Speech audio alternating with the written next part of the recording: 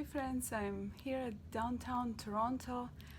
I just finished an amazing conference with Chosen People Ministries, Toronto Israel Conference with Dr. Michael Brown and Marty Getz, and a lot of amazing speakers from Chosen People Ministries as well.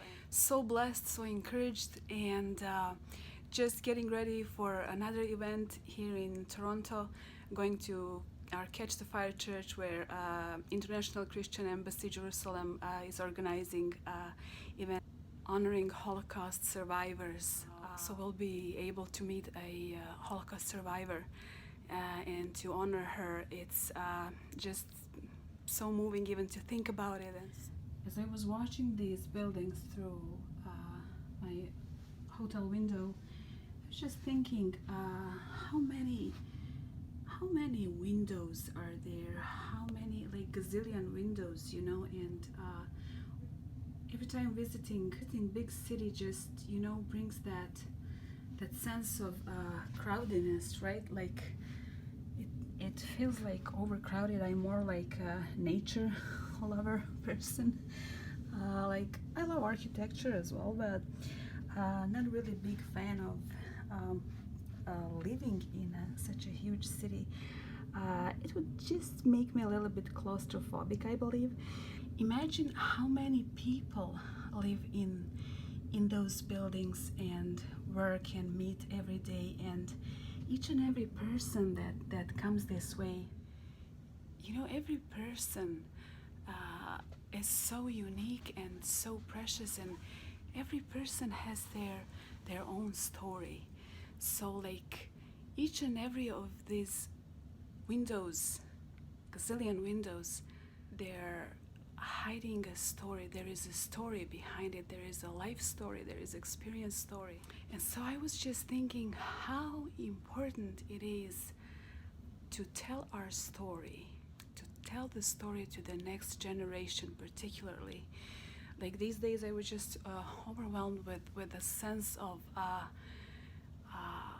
fighting for a next generation.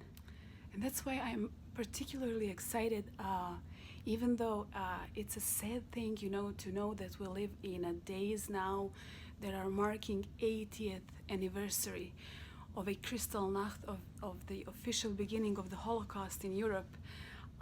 But how important it is that we don't stay, in history, so that we don't repeat the mistakes of the past. We need to tell the stories to the next generation. We need to win that next generation, to win their hearts. And when you look at all those buildings, and when you just think, all the technology, advancement, and how generations are stuck in that virtual world and don't really bother a lot about the past. In my opinion, there is a lack of education, history education in particular, teaching our kids the true fact of history and important history lessons so they don't repeat the atrocities, in this case of Holocaust, as their fathers and forefathers did. So yeah, that's the thing I'm really thinking about, and for the future, I believe that will be one of my focuses and goals, reaching up the next generation with the truth, and teaching them important lesson and telling our stories. Being a grandchild of a Holocaust survivor, for me, is very important to encourage people to tell their stories, because my grandpa never spoke about the Holocaust. He was a Holocaust survivor, but he just couldn't, and he passed away when I was like 10 years old probably, and I just didn't get a chance to hear from him firsthand.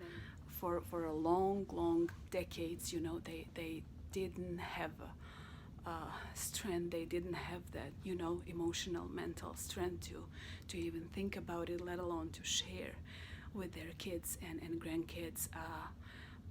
Horrible memories, because you know, it's normal, it's natural. You don't want to even think about when you come through. Yes, my message for today is tell your story. Open your window to the world around you. Share your story. You never know whose life you're gonna touch and whom you will encourage to open their own window and to take a look to the world and to impact the generations to come. So I was just thinking, you know, how important it is to break the silence, you know, to break the silence, to tell your story. So let us break the silence before silence breaks us. Don't let the cowardness steal from us and from the future generations. Can't live in freedom until we know the truth. And the Bible tells us we will know the truth and the truth will set us free. So let us tell the truth. Let us live the truth. Don't let silence break your windows. And don't let another Kristallnacht happen. Never again on our watch. Bless you, friends, and shalom from Toronto.